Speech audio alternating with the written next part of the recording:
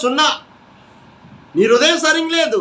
ప్రభువా ప్రభువా అని పిలిచే ప్రతి ఒక్కరూ పరలోక రాజ్యములు చేరలేరు, కానీ పరలోకములో నా తండ్రి చిత్తం ప్రకారం ఎవరైతే నెరవేరుస్తారో ఆనే దేవుడి రాజ్యానికి వెళ్తారు. కానీ నీ హృదయం ఒకలాగా ఉంది, నువ్వు మాట్లాడేటప్పుడు ఒక మాట మాట్లాడుతున్నావు, నీ హృదయంలో నీ మనసులో ఒకటి ఉంది, బయటకు ఒక మాట్లాడుతున్నాం.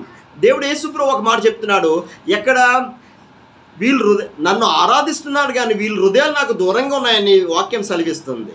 వాళ్ళ హృదయం నాకు దూరంగా ఉన్నారు, నన్ను ఆరాధిస్తున్నారు, వ్యర్థంగా ఆరాధిస్తున్నారు, వ్యర్థంగా ప్రార్థన చేస్తున్నారు, వ్యర్థంగా వాక్యం చదువుతున్నారు. అంటే దేవుడికి కావలసింది యథార్థత, దేవుడికి కావలసింది నీ హృదయము, దేవుడికి కావలసింది నీ హృదయంలో నివాసము ఉండాలని ఆయన కోరుకుంటున్నాడు.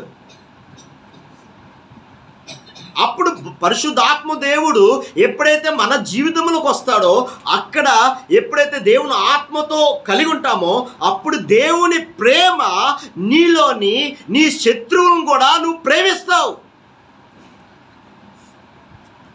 కక్ష ఉండదు. ఒక సేవకుడు గద్దిస్తున్నాడంటే నీ మేలు కోసమే,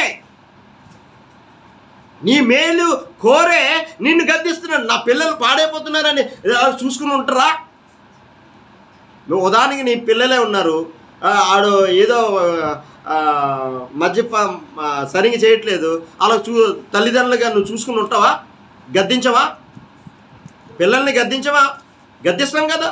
అలాగే మనల్ని ప్రేమించే దేవుడు, మనల్ని త్యాగం చేసే దేవుడు మనల్ని సరిచేసి ఒక నూతన మార్గంలో నడిపిస్తాడు ఆయన.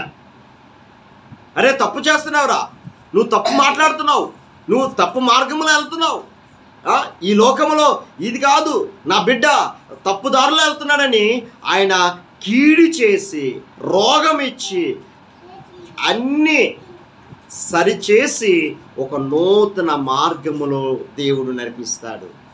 ఈరోజు మన జీవితాల్లో ఎందుకు దేవుని ప్రేమ ఉన్నట్లేదంటే విరిగిన నలిగిన హృదయమే లేదు. ఎందుకు నేను ఉపవాసము ఉండమని ఎందుకు చెప్తున్నానంటే, వ్యక్తిగతంగా ఫస్ట్ థింగ్ నీ పాత్రలోనిది బాగా కడగాల. నీ పాత్రే కంపుతో ఉంది. పాత్ర అంటే దేవుని, మన దేహమే దేవుని ఆలయము. ఈ ఆలయాన్ని నీ హృదయం అనేది ఈ సరిగ్గా కంపుతో ఉన్నప్పుడు కక్ష ఉంది, నీలోని కక్ష ఉంది, ఈర్ష్య ఉంది, ఇవన్నీ నీ హృదయంలో పెట్టుకొని ప్రార్థన ఏది చేయగలుగుతావు? యేసు ప్రభువే నీ జీవితంలో లేడు, దేవుని ఆత్మ నీలోనే లేదు,